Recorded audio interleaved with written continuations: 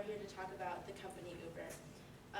We're both frequent Uber users, and after doing more research on the company, we're going to discuss some 3 points with you guys.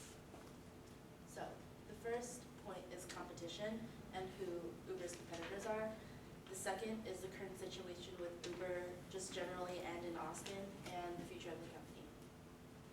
So, the first point that we're going to discuss is the competitors. So the first competitor is the taxi.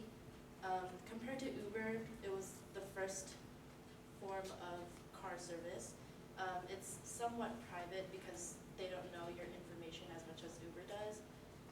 Uber gives the option to call you, so they have your number, and then they have your face and your picture and your sort of information. And since Uber and Lyft have entered the market, Austin's taxi cab have not had a really good year. And according to city data obtained by the Austin Business Journal, the number of taxi cab trips reported by Austin's 3 major taxi cab companies, the Austin Yellow Cab, the Austin Cab, and the Lone Star Cab in 2015 have declined by 30%. The second competitor is Lyft. Uber first launched in 2009, and then became international in 2012. And in that same year came Lyft. Lyft offers services similar to Uber, and according to research, rates vary by city, type of ride, and current demand in the city. And as for Lyft, you can choose to add a tip or not, and Uber doesn't. It's important to note that like Uber, Lyft does surge price, so in my opinion, I think it's a matter of preference whether you choose Uber or Lyft. And the final, or in Austin at least, is the pedicab. It's more economically available than most in the downtown area during rush hour, and according to Bert Wagner, the downtown is still pedicab territory. And it's said to be more popular and convenient than Uber in downtown. However, my concern is the safety of this service, because if 2 or more people are riding on a bike in downtown, surrounded by buses and cars that are zooming back right past you, I think it could be a little dangerous. And now, I will talk about the current situation. A few days ago, February 2nd, Tech Times and Uber have announced this visual change in the app. Yeah, I don't like it. Wait.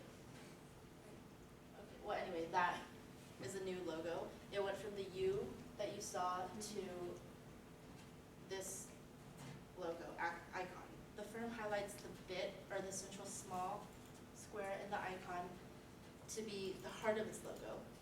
Uber states that even though the bit will stay the same on the website and app, the shape and the background of the surrounding will vary, reflecting on the certain region of the world or design theme. And as for fingerprinting, both Uber and Lyft have threatened Austin that they'll leave because of it. And according to Fortune, Austin Mayor Steve Adler said the program aims to balance 2 competing safety issues.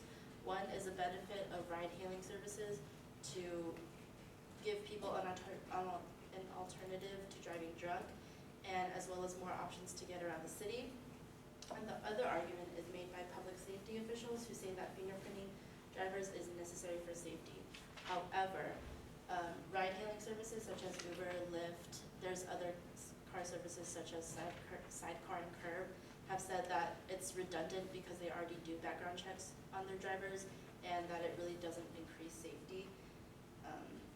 So yeah, moving on, or Jessica will continue with the future of the company. All right, thank you, Grace. I'm going to discuss the future plans of the company and how they're planning to expand their market. So currently, Uber offers 5 different types of services for ride sharing. They offer UberX, Uber Black, Uber Select, Uber Pool, and Uber XL. However, some of these, such as Uber Pool, where you can share rides with another person or split the cost, are only available in larger cities such as Los Angeles, San Francisco. So Uber is really looking to expand the amount of cities that this service is offered in.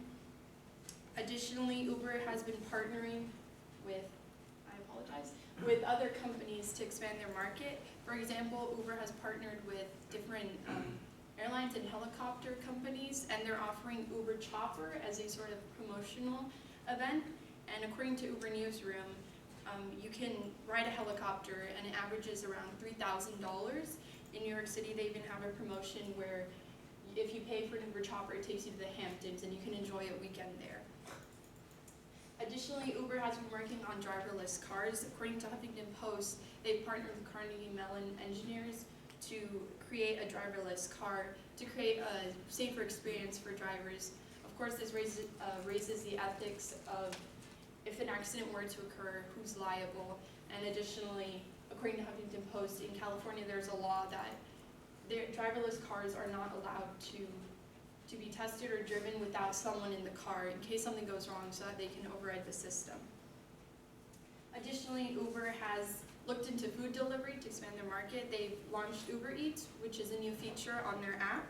And according to the Uber Eats official website, you can have food delivered right to your door. However, according to Wired, it's not as convenient as you think.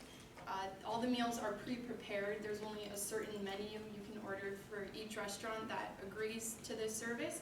However, you can get your food as quick as 2 minutes, and the reviews on the Wired website for Uber Eats are phenomenal. The food is great, it's still hot, and it's very good if you want a quick bite to eat.